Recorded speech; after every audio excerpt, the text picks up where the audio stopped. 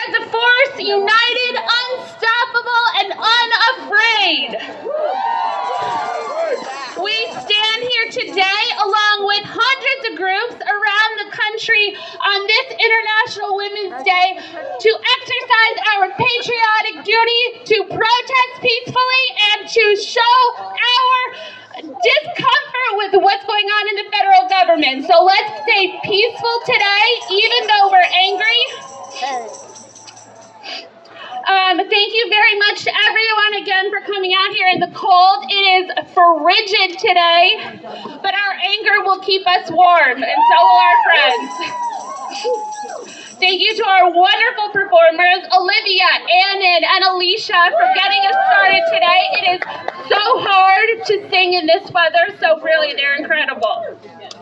And thank you to DJ Young Pete for being here, providing our sound for us. If you need sound for any upcoming events, reach out to DJ Young Pete, please. He's great.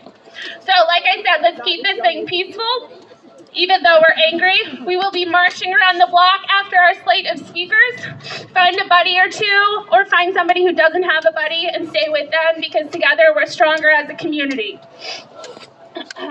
We are here today because we know that what Hillary Clinton declared nearly 30 years ago is still true today. Human rights are women's rights, and women's rights are human rights once and for all. Yet in 2025, we are still fighting for those rights to be recognized and respected. Show me a law that dictates what a man can do with his body. Show me how men's bodily autonomy changes from one state to the next. When you realize you can't, you understand the point that we're here for today. Just last year, 14 states enacted new restrictions on reproductive health care, forcing women to cross state lines to risk their health seeking essential care. This isn't equality, it is oppression written into the law. There are those in power who spin a myth of rebirth, a false promise of returning to a past that was golden for privileged white men, but never golden for women, people of color, or LGBTQ plus folks.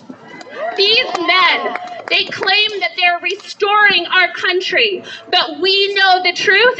They are dragging us backwards. They long for a time when our sisters were silent, when our bodies were not our own, and when our power was stolen from us.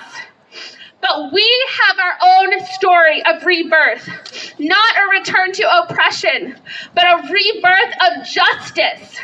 Not a return to silence, but a rising chorus of voices demanding change. We are here today because we refuse to be erased. We are the future, and we are the ones reclaiming our power. We march today not just for ourselves, but for women everywhere. For the ones who cannot march, who are silenced, and who are told their lives, their choices, and their dreams do not matter. We march because every woman deserves the chance to realize her full potential. And here today, in the great state of New York, we stand on hallowed precedents. Just 200 miles from where we gather in Seneca Falls, 1848, our foremothers drafted the Declaration of Sentiments demanding equality when it seemed impossible. They were told to be patient and to wait and to accept incremental change. They refused, and so do we. Their legacy flows through all of us as we continue their unfinished work. This is the beginning today. Every step we take today echoes in the halls of power, in voting booths, in community centers, and in the hearts of every woman who is told to sit down, be quiet, and know your place. We are the architects of change, the builders of a future where equality is not a distant dream, but a living, breathing reality. Every phone call you make to your representatives, and call them every day. Every vote you cast, every conversation you start, every young woman you inspire, these are the hammers that will break the walls of injustice. We are not just marching today, we are building. We are not just protesting, we are creating. And together, we are unstoppable. We stand here once again for women in our community, our state, and our nation, in the tradition of those who gathered at Seneca Falls, in the spirit of every woman who fought for the rights we now defend. We declare we will not be silenced, and we will not go back.